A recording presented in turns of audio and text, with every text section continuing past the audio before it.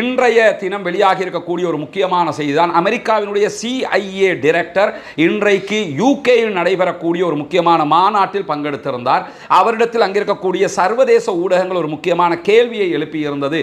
ஈரானுக்குள் வைத்து பாலஸ்தீன அரசாங்கத்தினுடைய முன்னாள் பிரதமர் இஸ்மாயில் ஹனியா அவர்கள் கொல்லப்பட்டார்கள், ஷஹீதாகி இருந்தார்கள்.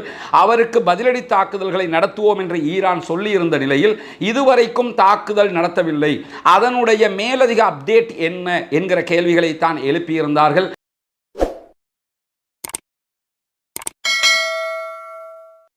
அஸ்ஸலாமு அலைக்கும் வரஹ்மத்துல்லாஹி வபரகாத்துஹு. பேரன்பிற்கினிய சகோதர சகோதரிகளை நம் அனைவர் மீதும் ஏக இறைவனுடைய அமைதியும் கருணையும் உண்டாகட்டுமாக என்கிற உயரிய பிரார்த்தனைகளோடு 337வது நாளாகவும் காசாவிலும் காசாவையொட்டிய பாலஸ்தீன பெருநிலப்பரப்பிலும் என்னவெல்லாம் நடக்கிறது என்கிற செய்திகளைத்தான் நாம் இன்றைக்கு பார்க்க இருக்கிறோம். இன்றைய தினம் எந்த ஒரு வீடியோக்களும் வெளியாகவில்லை காட்டுகிற அளவுக்கு. இதே நேரத்தில் வெளியாகி இருந்தால் நம்மளால் இன்றைக்கு காட்சிப்படுத்த முடியாது. நம்ம வெளியூர் பயணம் ஒன்றில் இருக்கிற காரணத்தினால் சுருக்கமான சில செய்திகளை மாத்திரமே இன்றைக்கு நாம் இந்த இடத்திலே முன்வைக்க இருக்கிறோம். குறிப்பாக நமக்கெல்லாம் தெரியும், காசாவிலே இத்தனை நாட்கள் யுத்தம் பெரிய அளவிலே நடைபெற்று வந்தாலும் கடந்த 5 அல்லது 6 நாட்களாக காசாவினுடைய யுத்தம் தணிந்திருக்கிறது. காரணம் என்னன்னா, அந்த பகுதிகளில் போலியோ சொட்டு மருந்து வழங்கப்பட்டு கொண்டிருக்கிறது. முதல் கட்டமாக சென்ட்ரல் காசா, மத்திய காசா பகுதிகளில் வழங்கப்பட்ட போலியோ சொட்டு மருந்து முடிவுக்கு வந்திருக்கிறது. தைரல் பலா உள்ளிட்ட முழு பகுதிகளிலும் போலியோ சொட்டு மருந்து கொடுத்திருக்கிறார்கள். அதே நேரத்தில் இரண்டாம் கட்டமாக சதன் காசா தெற்கு பகுதிகளிலே தற்போது போலியோ சொட்டு மருந்து வழங்கப்பட்டு கொண்டிருக்கிறது. இரண்டாவது நாளாக இன்றைக்கும் கிட்டத்தட்ட 75,000க்கு மேற்பட்ட குழந்தைகளுக்கு போலியோ சொட்டு மருந்து வழங்கப்பட்டிருப்பதாக WHO அதே நேரத்தில் UNRW ஆகிய 2 அமைப்புகளும் உத்தியோகபூர்வமாக அறிவித்திருக்கிற அதே நேரத்தில் பாலஸ்தீன சுகாதார அமைச்சகமும் அதனை உறுதிப்படுத்தி இருக்கிறது. நிலைமை இப்படி இருக்கும்போது காசாவிலே ஒருபுறம் யுத்தம் நடந்து கொண்டிருக்கும் போது மறுபுறமாக வெஸ்ட் பேங்க் என்கிற மேற்கு கரை பகுதிகளிலே யுத்தம் நடைபெற்று வருவதை நாம் எல்லாம் அறிந்திருக்கிறோம். மேற்கு கரையையும் மீண்டும் ஒரு காசாவை போல் ஆக்குவதற்கு முயற்சிக்கிறார் பெஞ்சமின் நெத்தன்யாகு என்கிற பாரிய குற்றச்சாட்டுகளும் தொடர்ந்து முன்வைக்கப்பட்டு வருகிற நேரத்தில் இன்றைக்கு துல்கரேம் உள்ளிட்ட பகுதிகளில் இருக்கக்கூடிய அனைத்து வீதிகளும் ஓபன் பண்ணப்பட்டிருக்கிறது. நமக்கு தெரியும், நப்லஸ், துல்கரேம் உள்ளிட்ட பகுதிகளில் தொடர்ந்து தாக்குதல் நடத்தப்பட்டு வந்தது. ஜெனின் நகரத்தின் மீது 10 நாட்களாக தாக்குதல் நடத்தப்பட்டு வந்திருந்த நேரத்தில் இன்றைக்கு துல்கரேம் பகுதிகளில் 75% மேற்பட்ட வீதிகள் ஓபன் பண்ணப்பட்டிருக்கிறது என்பதை வெஸ்ட் பேங்கினுடைய ஃபத்தாஹ் தலைமையிலான அரசாங்கம் உத்தியோகபூர்வமாக அறிவித்திருக்கக்கூடிய செய்திகளும் இன்றைக்கு பதிவாகி இருக்கிற அதே நேரத்தில் கடந்த 48 மணி நேரங்களுக்குள்ளாக காசா பகுதிகளில் 61 சகோதரர்கள் கொல்லப்பட்டிருக்கிறார்கள், ஷஹீதாகி இருக்கிறார்கள் என்கிற செய்திகள் இன்றைக்கு பதிவாகி இருக்கிற அதே நேரத்தில் கடந்த 4 நாட்களுக்குள்ளாக 110 சகோதரர்கள் கொல்லப்பட்டிருக்கிறார்கள், ஷஹீதாகி இருக்கிறார்கள் என்கிற செய்திகளும் பதிவாகி இருக்கிறது. இதே நேரத்தில் காசா மீதான இஸ்ரேலிய படையெடுப்பும் தாக்குதல்களும் இன்றைக்கும் தொடர்ந்திருக்கிறது. குறிப்பாக இன்றைய தினமும் காசாவினுடைய சதன் காசா பகுதிகளில் போலியோ சொட்டு மருந்து வழங்கப்பட்டு கொண்டிருக்கக்கூடிய நேரத்திலேயே இஸ்ரேலிய ஆக்கிரமிப்பு பயங்கரவாத இராணுவம் ஆளில்லா விமான தாக்குதல்களை நடத்தி இருக்கிறார்கள். இருந்தாலும் அவர்களுக்கு பதிலடி தாக்குதல்கள் எதையும் சதன் காசா பகுதிகளில் இருக்கக்கூடிய பாலஸ்தீன சுதந்திர போராளிகள், பாலஸ்தீன அரசாங்கம் சார்பாக எந்த விதமான பதிலடி தாக்குதல்களும் வழங்கப்படவில்லை. காரணம் என்னன்னா, ஏற்கனவே அவர்கள் சென்ட்ரல் காசா பகுதிகளில் போலியோ சொட்டு மருந்து வழங்கப்படுகிற போதும் பதிலடி தாக்குதல்களை நடத்தவில்லை. அதே நேரத்தில் சதன் காசா பகுதிகளில் 2 நாட்களாக போலியோ சொட்டு மருந்து வழங்கப்படுகிற காரணத்தினால் இஸ்ரேல் விரும்புகிறதை போன்று அவர்கள் தாக்குதல் நடத்தும் போது பதிலடி தாக்குதல்களை அங்கே இருக்கக்கூடிய சுதந்திர போராளிகள் நடத்தினார்கள் என்று சொன்னால் கண்டிப்பாக அங்கு இருக்கக்கூடிய பொதுமக்கள் மீது இஸ்ரேல் தாக்குதல் நடத்த ஆரம்பிப்பார்கள் என்கிற காரணத்தினால்தான் அவர்கள் இன்றைக்கு தாக்குதல்களை அந்த பகுதிகளில் நடத்தவில்லை.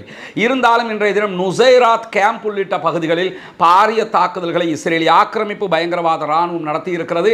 அதற்குரிய பதிலடி தாக்குதல்களை தாங்களும் நடத்தி இருக்கிறோம் என்கிற செய்திகளை அங்கிருக்கக்கூடிய சுதந்திர போராளிகள் விடுத்திருந்தாலும் அதற்குரிய எந்த விதமான வீடியோ பதிவுகளையும் அவர்கள் இன்றைக்கு வெளியிடவில்லை. பெரும்பாலும் இப்படி ஒரு தாக்குதல் நடத்தப்பட்டிருந்தால் நாளைக்குள் அவர்கள் வீடியோக்களை வெளியிடுவார்கள். நாளைய நம்முடைய வீடியோவில் அந்த அவர்கள் வெளியிட்டிருக்கக்கூடிய வீடியோக்கள் தொடர்பான செய்திகளை நாம் விரிவாக பார்க்க முடியும். இதே நேரத்தில் இன்றைய தினம் வெளியாகி இருக்கக்கூடிய ஒரு முக்கியமான செய்திதான் அமெரிக்காவினுடைய CIA டைரக்டர் இன்றைக்கு யூகேயில் நடைபெறக்கூடிய ஒரு முக்கியமான மாநாட்டில் பங்கெடுத்திருந்தார். அவரிடத்தில் அங்கிருக்கக்கூடிய சர்வதேச ஊடகங்கள் ஒரு முக்கியமான கேள்வியை எழுப்பியிருந்தது. ஈரானுக்குள் வைத்து பாலஸ்தீன அரசாங்கத்தினுடைய முன்னாள் பிரதமர் இஸ்மாயில் ஹனியா அவர்கள் கொல்லப்பட்டார்கள், ஷஹீதாகி இருந்தார்கள். அவருக்கு பதிலடி தாக்குதல்களை நடத்துவோம் என்று ஈரான் சொல்லியிருந்த நிலையில் இதுவரைக்கும் தாக்குதல் நடத்தவில்லை. அதனுடைய மேலதிக அப்டேட் என்ன என்கிற கேள்விகளை தான் எழுப்பியிருந்தார்கள். அதற்குரிய பதிலை இன்றைக்கு CIA தலைவர் வழங்கியிருக்கிறார். ஈரான் எந்த நேரத்திலும் அதற்குரிய பதிலடி தாக்குதல்களை இஸ்ரேல் மீது நடத்தலாம் என்கிற அவதானம் இருக்கிறது, என்கிற எச்சரிக்கை இருக்கிறது. எனவே ஈரான் இதுவரைக்கும் தாக்குதல் நடத்தவில்லை என்பதால் இனியும் தாக்க மாட்டார்கள் என்கிற எண்ணத்தில் நாங்கள் இல்லை. ஈரான் எனி டைம் தாக்குதல் நடத்தலாம் என்கிற காரணத்தினால் தான் அமெரிக்கா உள்ளிட்ட நேச நாடுகள் தங்களுடைய கப்பல்களை இன்றும் கடற்பரப்புகளில் ஈரானையும் வளைகுடா நாடுகளை சுற்றியும் நிறுத்தி இருக்கிறது என்கிற விளக்கத்தையும் அவர் இன்றைக்கு சொல்லியிருக்கிறார். எது எப்படி போனாலும் இஸ்மாயில் ஹனியாவினுடைய கொலைக்கு பழிதீர்ப்போம் என்பதை ஈரான் பலமுறை சொல்லி இருக்கிறது. இதுவரைக்கும் அவர்கள் நேரடியாக எந்த விதமான தாக்குதல்களையும் நடத்தாத அதே நேரத்தில் நமக்கெல்லாம் தெரியும், லெபனானில் இருந்து செயல்படக்கூடிய படைப்பிரிவினர் தொடர்ந்து தாக்குதல்களை நடத்தி வருகிறார்கள். இன்றைக்கு அவர்கள் நடத்தியிருக்கக்கூடிய தாக்குதல்களை நாம் பின்னால் பார்க்க இருக்கிற அதே நேரத்தில் இஸ்மாயில் ஹனியாவினுடைய தாக்குதலுக்கு எதிராகவும் அவர்களுடைய படை தளபதி ஷுக்கூர் கொலை செய்யப்பட்டதற்கு எதிராகவும் நாங்கள் பதிலடி தாக்குதல்களை நடத்துகிறோம் என்று 360க்கு மேற்பட்ட ஏவுகணை தாக்குதல்களை அவர்கள் ஆல்ரெடி இஸ்ரேல் மீது நடத்தி இருந்ததையும் நாம் அவதானித்து இருக்கிறோம். எது எப்படி போனாலும் ஈரானுடைய தாக்குதல் பதிலடி கிடைக்கும் என்று இன்றைக்கு CIAயும் நம்புவதாக மீண்டும் சொல்லியிருக்கிறார்கள். பொறுத்திருந்து பார்ப்போம் ஈரானுடைய அடுத்த கட்ட மூவ் எப்படி இருக்கும் என்பதை. அதே நேரத்தில் இன்றைக்கு வெளியாகி இருக்கக்கூடிய இன்னும் ஒரு முக்கியமான செய்தி என்னவென்று சொன்னால், தெற்கு காசா பகுதிகளில் இஸ்ரேலிய ராணுவம் இன்றைக்கும் பல தாக்குதல்களை நடத்தி இருக்கிற அதே நேரம் நார்த் காசா, வடக்கு காசா பகுதிகளிலும் அவர்கள் இன்றைக்கு பல தாக்குதல்களை நடத்தி இருக்கிறார்கள். அதே நேரத்தில் லெபனானுடைய கஃப்ரிகா பகுதிகளிலும் இன்றைக்கு அவர்கள் தாக்குதல்களை நடத்தி இருக்கிறார்கள். இப்படி அவர்கள் பலவிதமான தாக்குதல்களை நடத்தி இருக்கக்கூடிய நேரத்தில் தான் லெபனானில் இருந்து செயல்படக்கூடிய ஆயுத பிரிவினர் பாரிய தாக்குதல்களை இன்றைக்கு இஸ்ரேலிய ஆக்கிரமிப்பு பயங்கரவாத ராணுவத்தை நோக்கி நடத்தி இருக்கிற ஒரு பட்டியலையே அவர்கள் வெளியிட்டிருப்பதை நாம் பார்க்க முடியும். குறிப்பாக லெபனானில் இருந்து மேற்கு கலீலி, அப்பர் கலீலி பகுதிகளுக்கு இன்றைக்கும் பாரிய தாக்குதல்கள் நடத்தி இருக்கிறார்கள். நமக்கெல்லாம் தெரியும், ஏற்கனவே நாம் பலவிடுத்தம் சொன்னதுதான், கலீலி, அப்பர் கலீலி உள்ளிட்ட பல பகுதிகள் லெபனானுடைய அண்ட கண்ட்ரோலில் இருக்குது. லெபனானில் இருக்கக்கூடிய ஆயுத பிரிவினுடைய அண்ட கண்ட்ரோலில் இருக்கிறது. அப்பர் கலீலி பகுதிகளுக்குள் இஸ்ரேலிய ராணுவம் நுழையவே முடியாது என்கிற ஒரு நிலையும் இருக்கிற நேரத்தில் அப்பர் கலீலிக்குள் நுழைகிற ராணுவத்தின் மீது தான் இன்றைக்கு அங்கிருக்கக்கூடிய லெபனானுடைய படைப்பிரிவினர் தாக்குதலை நடத்தி இருக்கிறார்கள் என்கிற செய்திகள் பதிவாகி இருக்கிற அதே நேரத்தில் இன்றைய தினம் மவுண்ட் நேரியா என்கிற ஒரு பகுதி இருக்கிறது. அந்த பகுதியின் மீதும் பாரிய தாக்குதல்களை, கத்யூக்ஷா வகையான ராக்கெட் தாக்குதல்களை நாங்கள் நடத்தி இருக்கிறோம் என்கிற செய்திகளை லெபனானில் இருக்கக்கூடிய ஆயுத பிரிவினர் இன்றைக்கு அறிவித்திருக்கிறார்கள். நமக்கெல்லாம் தெரியும், அக்டோபர் 8ஆம் தேதி முதல் எந்த விதமான காரணமும் இன்றி காசாவினுடைய யுத்தம் நிற்கிற வரைக்கும் நாங்கள் இஸ்ரேல் மீது தாக்குதல் நடத்துவோம் என்று வாலண்டியராக வந்து தாக்குதல் நடத்தக்கூடிய ஒரு குழுதான் லெபனானில் இருந்து செயல்படக்கூடிய குழுவினர். எனவே அவர்களுடைய தாக்குதல் இன்றைக்கு பலமாக அமைந்திருப்பதை நாம் அவதானிக்க முடிகிற அதே நேரத்தில் இன்றைய தினம் லெபனான் இஸ்ரேலுடைய பார்டர் பகுதியாக இருக்கக்கூடிய ஹதாப் யரோன் பகுதி, அது லெபனானுக்கும் இஸ்ரேலுக்கும் இடையில் இருக்கக்கூடிய 14 கிலோமீட்டர்கள் பஃபர் ஜோனை ஒட்டி இருக்கக்கூடிய ஒரு பார்டர் பகுதியாக இருக்கிறது. அந்த பகுதிகளில் பாரிய தாக்குதல்களை, பீரங்கி தாக்குதல்களையும் ஷெல் தாக்குதல்களையும் அதே நேரத்தில் கத்யூக்ஷா வகையான ராக்கெட் தாக்குதல்களையும் நடத்தி இருக்கிறார்கள்.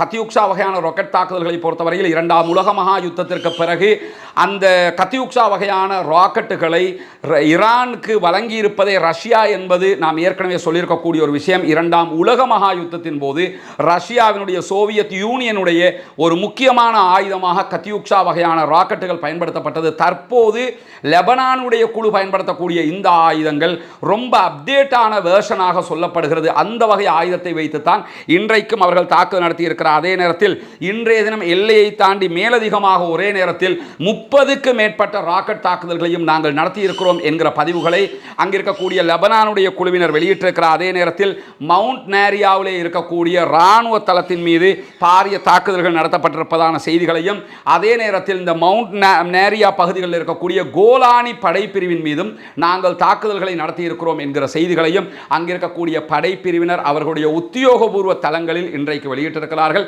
அதனை அல் ஜசீரா உள்ளிட்ட சர்வதேச ஊடகங்களும் எடுத்து சொல்லியிருப்பதை நாம் இன்றைக்கு பார்க்க முடிகிறது. எனவே இன்றைய தினம் இதுவரைக்கும் நடத்தப்பட்ட தாக்குதல்களில் இன்றைக்கும் பாலஸ்தீனத்திலே உயிரிழப்புகள் சம்பவங்கள் பதிவாகியிருக்கிற அதே நேரம் பாலஸ்தீன உத்தியோகபூர்வ இராணுவமோ பாலஸ்தீனத்தினுடைய அரசாங்கமோ எந்த விதமான பதிலடி தாக்குதல்களையும் சதன் காசா பகுதிகளில் நடத்தவில்லை என்பதையும் நாம் கவனிக்கிற அதே நேரத்தில் லெபனானுடைய படைப்பிரிவும் பாரிய தாக்குதல்களை தொடர்ந்து நடத்தி வருகிறது.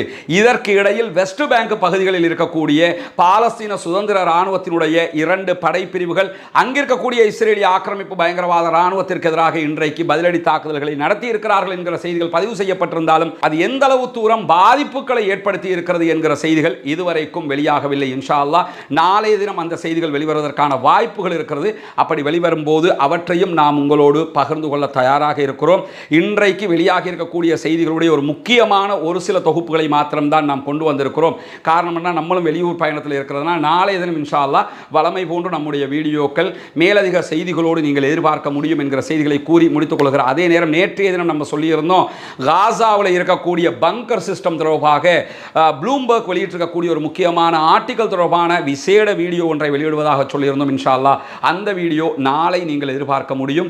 அந்த வீடியோவுக்கும் உங்களுடைய ஆதரவுகளை கொடுப்பதோடு இந்த செய்திகளை மற்ற மக்களுக்கு கொண்டு போய் சேர்க்கும் விதமாக மற்றவர்களோடும் பகிர்ந்து கொள்ளுங்கள் என்கிற கோரிக்கையை விடுத்தவனாக பாலஸ்தீனம் வெற்றி பெற வேண்டும், பாலஸ்தீனம் சுதந்திரம் அடைய வேண்டும், பாலஸ்தீன மக்களும் நம்மை போன்று அமைதியான நிம்மதியான வாழ்க்கையை வாழ வேண்டும் என்கிற உயரிய பிரார்த்தனையை இறைவனிடத்தில் கேட்பதற்கு தவறிவிடாதீர்கள். ஜனநாயக ரீதியாக அந்த மக்களுக்காக குரல் எழுப்ப மறந்து விடாதீர்கள். பாலஸ்தீனம் சுதந்திரம் அடைய வேண்டும், பயங்கரவாதம் ஒழிக்கப்பட வேண்டும், தீவிரவாதம் இல்லாதொழிக்கப்பட வேண்டும், இஸ்ரேலிய ஆக்கிரமிப்பு பயங்கரவாதம் முற்றுமுழுதாக இல்லாதொழிக்கப்பட வேண்டும் என்கிற உயரிய பிரார்த்தனைகளோடு முடித்துக் கொள்கிறேன். வாஹிர் தஅவானா அல்ஹம்துலில்லாஹி ரப்பில் ஆலமீன்.